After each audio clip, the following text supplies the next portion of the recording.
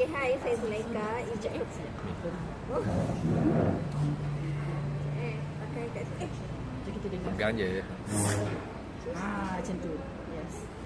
Okay, hai, saya Zulaika, ibu kepada 5 orang cahaya mata.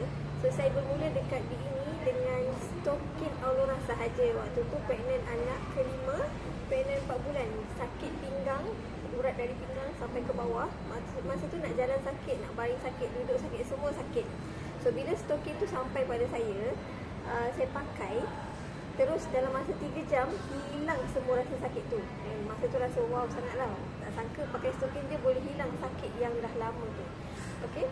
Kemudian waktu saya berpantang, selama 4 orang kelahiran sebelum ni, tak pernah saya berpantang tanpa bertungku, tanpa berurut. Mesti kena urut sekurang-kurangnya 3 kali lah. Tapi anak kelima saya berpantang hanya dengan memakai Aurora Pen sahaja, tanpa bertungku, tanpa berurut. Dan dalam masa tak sampai 2 minggu, badan dah rasa recovery yang sangat baik lah. Alhamdulillah. Untuk anak yang keberapa tu? Anak kelima. Masya Allah. Tak tungku langsung, tak ada berurut langsung.